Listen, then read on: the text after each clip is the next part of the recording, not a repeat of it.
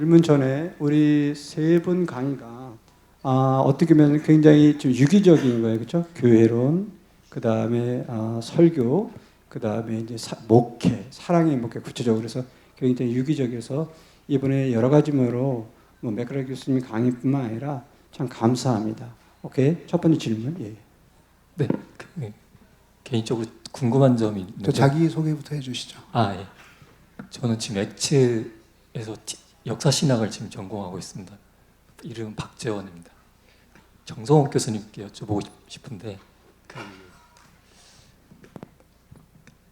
에드워즈의 이제 성찬론에 관해서 만약 이제 종교개혁자들이 좀 이제 비유한다면은 이제 에드워즈의 성찬론은 어느 쪽에 좀 가까운 건지 궁금하고요. 그 다음에 이제 저는 이제 청교도주의와 이제 에드워즈의 연속성에서 좀 이제 이해하려고 했을 때 이제 에드워즈가 그러니까 이제 청교도주의의 이제 중요한 교리 가운데 있어서 저는 양심을 빼놓을 수 없다고 생각하는데 이제 에드워즈는 양심을 어떻게 이해했는지 신앙감정론을 읽으면서 좀 그 점이 좀 궁금했거든요. 그래서 에드워즈의 신학에 있어서 양심이 어느 자리에 좀 위치하고 있는지 좀 두 가지가 궁금합니다. 좋은 질문 감사하고요. 그 성만찬과 성찬의 이론에 있어서 사실은 예를 들어서 이제 켈빈을 좀 비교한다면 칼빈하고 에드워즈 간에는 상당히 유사점이 있습니다. 유사점이 이제 특별한 게 뭐가 있냐면 성찬을 자주 해야 된다는 거. 자주. 그래서 칼빈도 사실은 매주 성찬을 실행할 것을 칼빈도 권면을 했고요. 그거에 대해서 상당히 긍정적으로 칼빈이 봤고, 물론 이제 제네바에서 켈빈이 그 목회를 할 때 사실은 매주 하기보다는 뭐 매달 한 번 하는 정도에서 조금 이렇게 절충을 했지만 원칙적으로는 이제 매주 하는 것이 사실 초대교회의 원칙과 초대교회가 했던 실행과 사실은 더 일치한다라고 봤던 것이 칼빈의 원래 주장이었거든요. 이제 그런 면에서 사실은 에드워즈도 성찬을 매주 해야 된다는 걸 굉장히 강조를 했어요. 그래서 이제 그런 부분에서는 이제 에드워즈가 성찬의 그 빈도라는 측면에서 볼 때는 굉장히 특별히 칼빈과는 유사점이 저는 있다고 보여지고, 그다음에 이제 성찬의 그 의미가 결국 영적으로 그리스도를 먹는 거라고 한다면, 영적인 의미에서 이제 그리스도를 먹고 또 그리스도의 은혜를 누리는 거라고 한다면 이제 그 맥락은 사실은 에드워즈에게서 그대로 계승된다라고 저는 보고 싶습니다. 근데 이제 성찬에 참여할 만한 그 자격을 갖춘 사람들에 대해서 이야기할 때는 칼빈에게서는 이제 그런 사상은 그렇게 많이 나타나지 않는다. 그건 이제 왜냐하면 칼빈 시대는 이미 종교 개혁이 상당히 진전된 시대고, 또 종교 개혁이 진전됨으로 말미암아 그 영적인 상당히 그 전성기, 영적인 전성기를 누리는 그런 시대였기 때문에 성찬에 참여하는 모든 그 당시에 그 개신교도들이 갖고 있는 그들의 어떤 삶의 어떤 그 거룩성이라 할까, 가시적인 거룩이나 의가 크게 문제되지 않는 시대였다라고 저는 보여지고, 근데 이제 에드워즈의 그 시대 상황이라는 것은 아까 우리가 계속 봤던 것처럼 그 시대가 그만큼 영적으로 타락하고 부패한 시대에서 각성을 하면서 결국 대각성을 경험하면서 그 성찬에 참여할 수 있는 자들이 단순히 그냥 교회 다니고 입으로만 고백하는 정도가 아니라 실제적인 가시적 거룩성을 보여야 된다는 데 대해서 바로 이제 저는 물론 그 역사적 컨텍스트에서 그런 면에서 이제 켈빈과 좀 다르지 않느냐, 그렇게 제가 보고 있습니다. 그리고 이제 에드워즈의 양심론에 대해서 제가 특별히 뭐 구체적으로 살펴본 적은 없지만 제가 볼 때는 결국 에드워즈에게서 양심이라는 것은 결국 아까 우리 김남주 목사님도 이제 정동이라는 그죠? 그런 단어를 쓰셨고, 또 어떤 분들은 뭐 정의론이라고 이렇게 쓰기도 하고, 그래서 결국 양심이 그 사람에게 있는 어떤 inclination, 사람에게 내면적으로 있는 어디로 끌리는가, 그런 그 의지적 측면, 그것과 양심은 상당히 그 밀접한 관계가 있다. 그래서 그게 나중에 이제 디스포지션 이론으로도 물론 확대가 되겠지만, 그래서 양심을 조금 더 본다. 뭐 inclination이라는 게 우리가 desire죠, 그죠? desire. 그래서 갈라디아에서 나오는 대로 육신의 소욕과 성령의 소욕할 때, 그래서 그 소욕적인 측면하고, 그러니까 양심은 단순히 도덕적 판단을 하는 어떤 지적 기능도 있지만, 그 양심이 실제로 어디로 끌리느냐라는 것과 관련해서 그 양심이 정말 선한 양심이냐 아니면은 타락된 양심으로 남아 있느냐, 그것을 desire와 의지적 측면과 함께 이해했지 않나 이렇게 생각하겠습니다. 예, 감사합니다. 질문을 위해서요. 질문하실 때는 그 강사분이 오늘 주제 있잖아요. 주제에 맞춰서 해주시면 좋겠습니다. 왜냐하면 그가 외의 거를 하면 시간이 뭐 한없이 되니까 첫 번 질문 귀하게 해주셔서 잘 감사하고요. 다음번 질문하실 때는 강사분이 오늘 강의한 것 중심으로 여쭤보시면 좋겠어요. 왜냐하면 10년 전 걸 지금 물으면 안 되거든요. 그래서 지금 다른 얘기를 하면 안 되거든요. 그러니까 강사분이 오늘 얘기한 거에 거기서 질문이나 궁금한 거나 코멘트 하시면 그게 여러 가지 면에서 좋은 것입니다. 예. 다른 분? 예, 예. 저는 오준석 목사라고 합니다.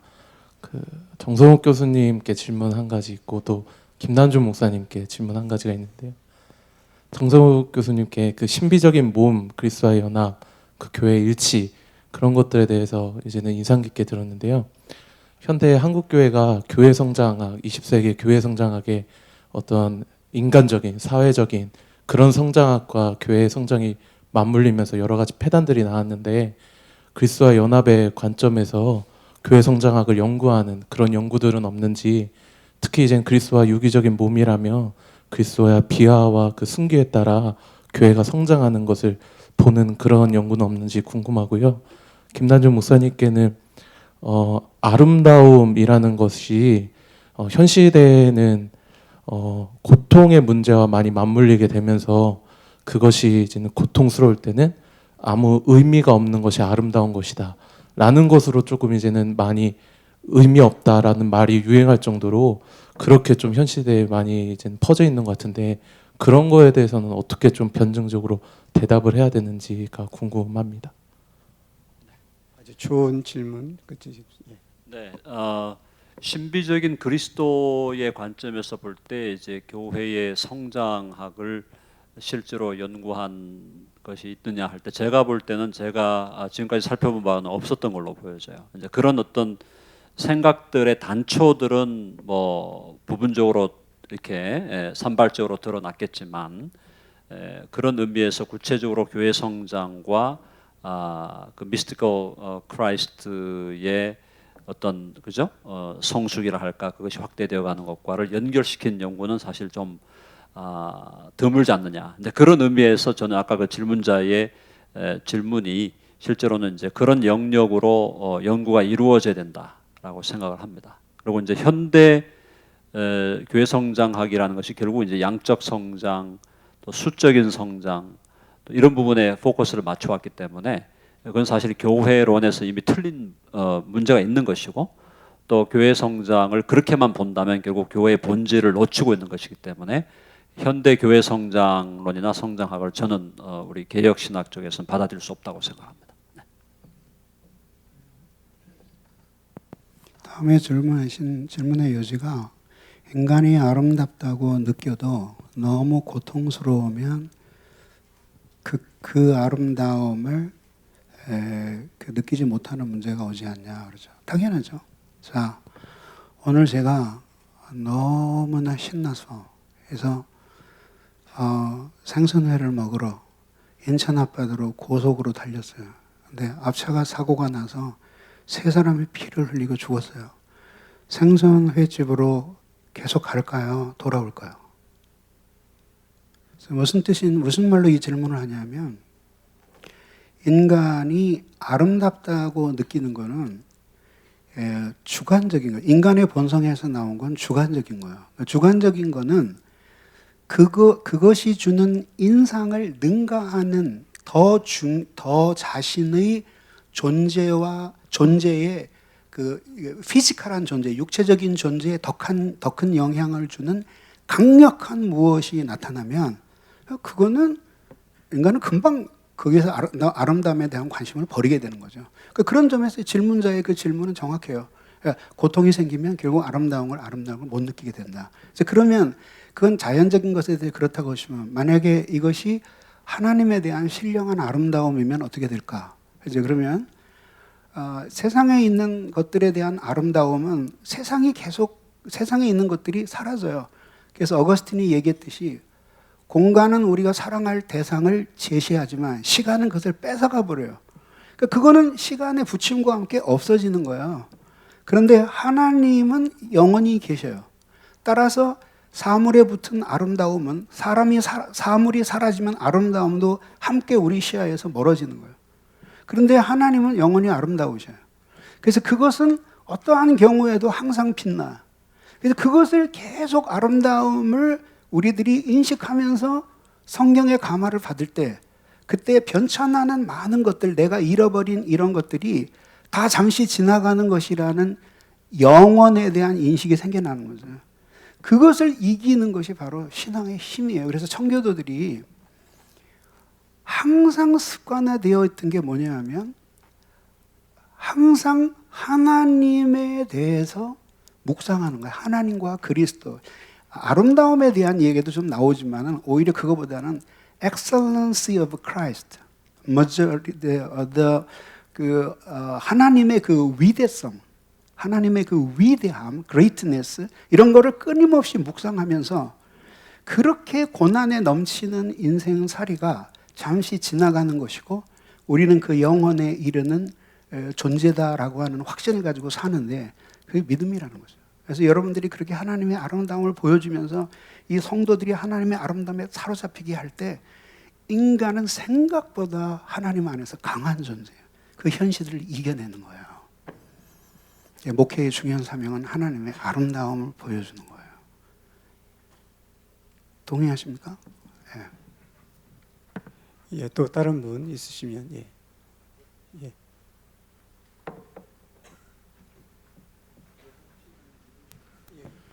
예, 안녕하세요. 홍순영 강도사입니다. 그 회심이 하나님의 그 아름다움 누구한테 질문하시는 거예요? 저 목사님께 질문드리겠습니다. 회심이 하나님의 아름다움을 보는 것이라고 한다면 그 인간의 죄를 보는 율법의 기능과 그 그리스도의 십자가, 그 처절한 십자가는 그 아름다움을 보는 것과 어떤 연관이 있는지 좀 여쭤보고 싶습니다. 좋은 질문이에요. 아주 좋은 질문이고요. 우리가 이렇게 되죠. 왜냐하면 우리의 죄를 봐요. 근데 죄도 똑같이 하나님처럼 안 보여요. 어디 죄가 있어요? 한번 만져보실래요? 없죠. 그래서 결국은 뭐냐면 죄를 인간이 인식하는 그 빛은 그리고 그걸 올바르게 인식하는 가장 중요한 길은 하나님의 거룩함에 빛이 들어오는 거예요. 그래서 우리들이 어둠을 알고 있다라고 하는 걸 뭘 알고 있다는 거예요? 빛을 알고 있다. 빛의 개념이 있기 때문에 어둠의 개념을 알게 되는 거죠. 그렇게 답할 수 있고 두 번째 질문 뭐였죠? 두 번째 질문 뭐였죠? 그리고 뭐였죠? 예, 죄송해요. 그리스도 알았습니다. 이해했습니다. 네, 알았습니다. 그리스도의 십자가. 그러면 이제 우리 이렇게 보는 거죠. 뭐냐면 예수 그리스도께서 십자가에 못 박혀 죽어서 하나님의 형벌을 받는 광경은 뷰티가 아니에요. 그게 어떻게 뷰티가 될 수 있겠어요? 죄인이 죽는 것은 어느 정도 뷰티가 될 수 있겠죠. 왜? 공의가 이루어지니까. 근데 예수 그리스도가 죽으셔요. 근데 죄 없으신 분이. 그러니까 관점을 예수 그리스도 개인에 놓고 보면 그거는 뷰티스러운 사건이 아니에요. 아름다운 사건이 아니에요. 그런데 청교도들을 비롯해서 오늘날 서구에서도 목사님 맞죠? 그 예수 그리스도께서 죽으신 고난일 굿 프라이데이라고 부르죠. 예. 그 그리스도의 순환일 그 금요일을 굿 프라이데이라고 부르잖아요. 그럼 그게 예수님께 굿이 아니라 그 예수 그리스도가 이렇게 십자가에 죽으신 것이 하나님의 아름다움의 절정, 엄밀하게 말하면 사실 그게 절정이 아니라 예수 그리스도께서 죽으신 사건과 부활하서 승천하신 이 사건 두 개는 동전의 양면이에요. 그래서 그 두 개를 분리시키면 안 돼요.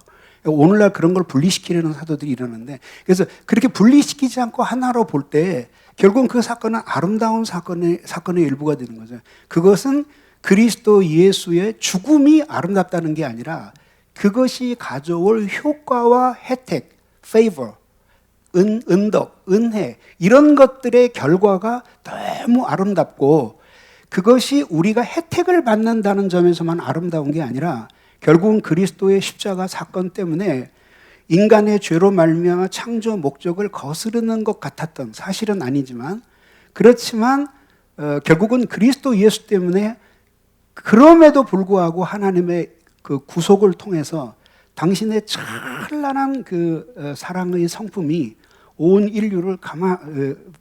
인류에게 구원의 은총으로 비추게 되었다는 점에서 그 사건은 아름다운 사건이 되는 것이죠. 대답이 됐죠? 네.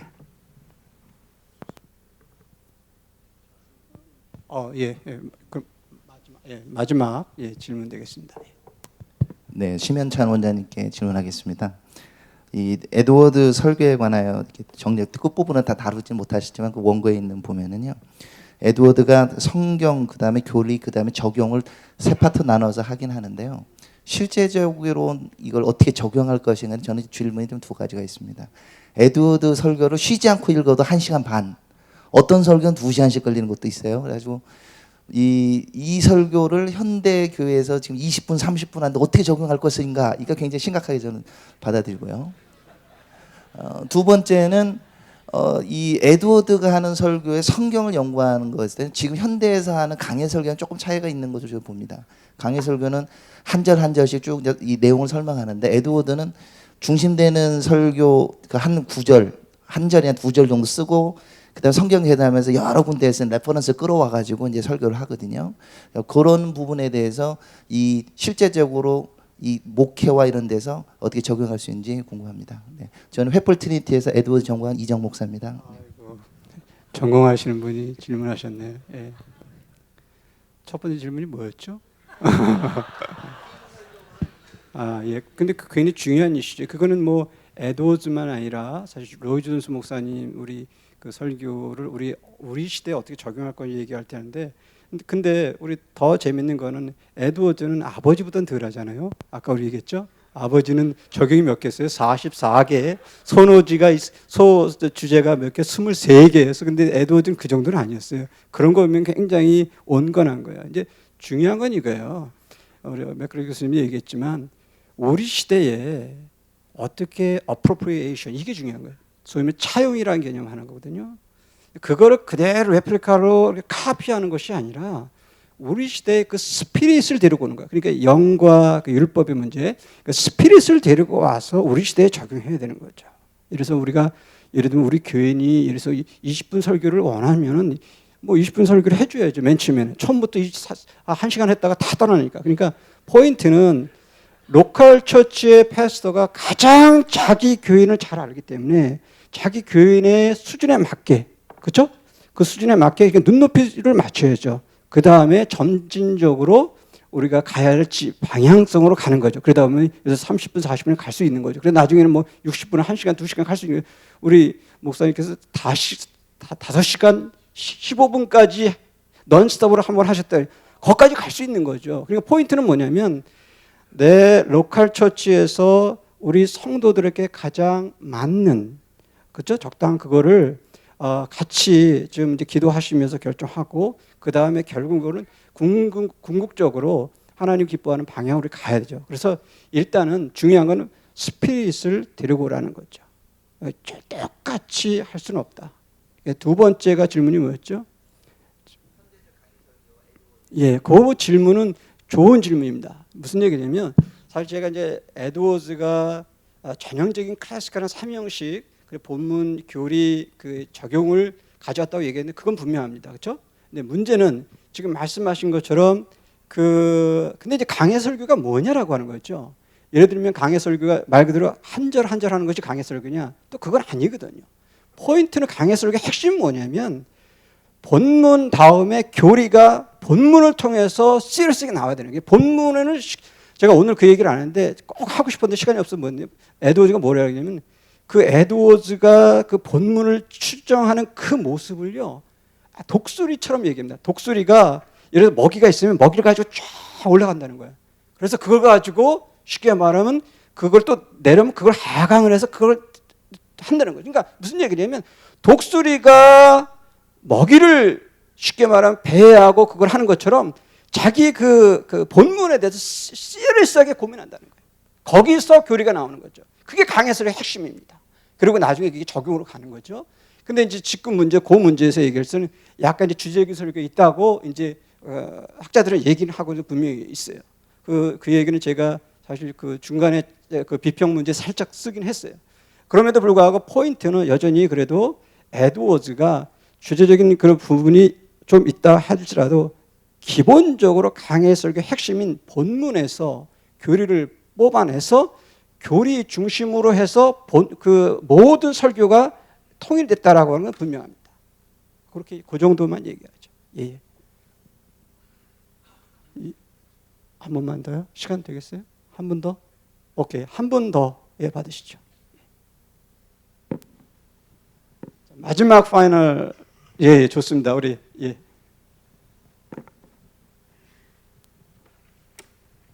네, 방영민 목사입니다. 김남준 목사님께 질문하고 싶습니다. 그 에드워즈 신학에 있어서 그 천지 창조의 목적이 그 사랑의 사회를 구현하고 실현하는 것이라고 말씀하셨는데, 즉 그 말씀이 하나님 나라를 이 땅에 실현하고 하나님 나라의 가치를 이 땅에서 만들어가는 것이다. 즉 인류 보편적인 가치가 이 땅에서 활성화되게 하는 것이다라고 이렇게 볼 수 있을 것 같습니다. 그 중에서 또 목사님께서 강의해 주실 때 하나님의 아름다움은 구속사에서 가장 찬란하게 빛이 난다라고 말씀하셨는데, 그 구속사에서 드러나는 그 아름다움과 그 하나님 나라의 가치가 실현되는, 이 땅에서 실현되는 것과에 있어서 이거는 별개의 문제가 아니라 같이 가야 된다라고 봐지는데, 그 관계성에 대해서 한번 설명해 주시면 목회에 나갈 때, 설교할 때 유익이 될 것 같습니다. 조나단 에드워즈가 가지고 있는 그 독특성이 있어요. 그것은 뭐냐면 조나단 에드워즈가 폭넓게 개혁신학자들과 접촉합니다. 저서들을 통해서.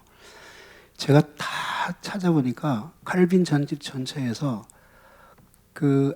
조나단 에드워즈 전집 전체에서 칼빈이 이야기한 거를 드는 게 12번이 나와요. 근데 그건 결코 적은 빈도수가 아니에요.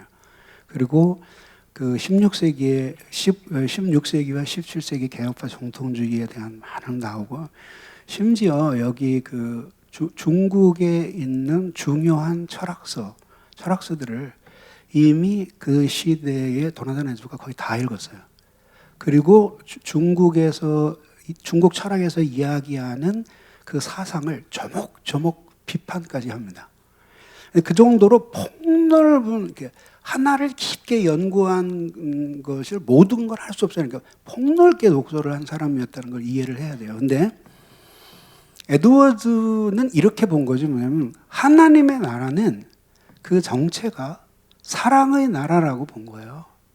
근데 그 개념은 어거스틴의 두 왕국 이론을 정확하게 계승해요. 그래서 어거스틴은 두 왕국이 그 사랑의 차이 때문에 발생하는 나라라고 보거든요. 그래서 하나의 이렇게 그 눈처럼 되어 있는 이 속에 두 개의 원이 존재하는데, 하나가 자기 사랑을 버리고 하나님 사랑에 감화된 사람들이 하나님을 사랑하면서 질서를 이루어가는 나라가 하나님의 나라고, 자기 사랑을 중심으로 살아가는 나라가 세상 나라라고 보는 거죠. 하나님 나라나 세상 나라나 모두 평화를 원하는데 세상 나라에서는 평화가 이루어질 수가 없어요. 왜냐하면 각자가 사랑의 대상이기 때문에 그 외연을 확대하다가 보면 그 사랑은 서로 이해관계에 충돌을 일으키고 이것이 국가와 국가의 충돌을 일으킬 때 그게 분쟁이 되고 나아가서 전쟁이 된다고 보는 거죠.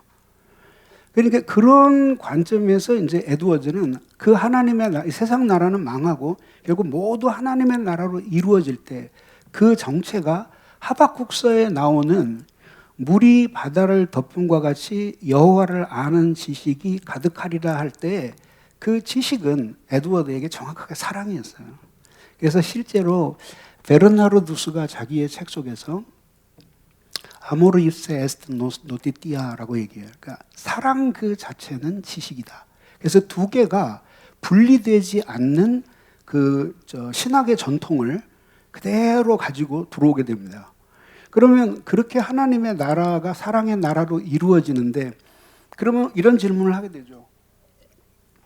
마지막으로. 그러면 도대체 인간이 어떻게 태어나기를 그렇게 태어나고 유전인자를 가지고 DNA 속에 골수에 박혀서 태어나는 자기 사랑을 버리고 하나님 사랑으로 돌아갈 수 있느냐. 여기에서 이제 그 조나단 에드워즈는 훨씬 강력한 부흥주의적인 견해를 갖게 되는 거죠. 그러니까 나쁜 의미에서의 부흥주의가 아니라 그러니까 실제적으로 사람들이 변화되는 기독교 국가 속에서 이렇게 그 저절로 자라나는 그게 아니라 실제적으로 개인 속에서 어떤 영적인 그 체험을 하고 그 사람이 진실로 변화된 마음과 거듭난 영혼이라는 걸 삶으로 입증하는 그것을 요구하는 거예요. 그게 이제 그 기존의 교회들과 충돌을 일으키는 거죠. 근데 그거 충돌이 돼서 에드워즈가 노스햄튼을 떠날 때에도 사실 압도적인 표차로 에드워즈는 버림을 받아요.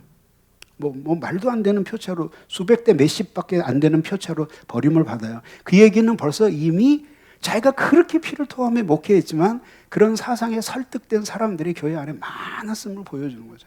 또 다른 이유도 있지만 그래서 그것에 대한 에드워즈의 답이 히스토리 오브 리뎀션이에요. 두 가지를 크게 중요하게 얘기하는데 하나는 인간의 역사가 아무리 뜨고 가라앉고 이렇게 해도 결국은 하나님이 구속을 통해서 이 세계를 완성하시려는 계획은 멈추지 않고 계속 된다는 거예요. 그러니까 인간이 심지어 잠시는 반역하는 것처럼 보여도 결국은 그것은 하나님의 그 어미하심과 영광을 드러낼 거라고 보는 거죠. 두 번째는 그것이 각 사람 속에 적용되어서 그들이 실제적으로 자신의 죄에 대해서 깊이 회개하고 그리고 하나님을 사랑하게 되는 근본적인 변화가 그의 영혼 속에 일어난 사람은 그 사랑을 가끔 그 사랑이 영향을 받을 수는 있으나 결코 그 사랑을 포기할 수 없다고 보고 지속된다고 보고 그리고 거듭나지 않은 사람은 어떤 식으로도 하나님 사랑으로 되돌릴 수 없다고 보는 거예요. 그래서 그 구속 사건이 전파되고 그것이 교회에서 설교될 때 그것은 하나님의 아름다움을 설교하는 것이고 그래서 구속 사건을 통해서 사람들이 참되게 회심함으로써 하나님의 나라는 이루어지는데 하나님의 나라가 말하기에 사막과 같은 땅에서 그 땅이 점점 더 기름져져서 온갖 곡식과 초목이 무성한 낙원이 되는 것이 하나님의 나라라면 그 가운데를 흘러가는 강이 구속사라고 보는 거예요.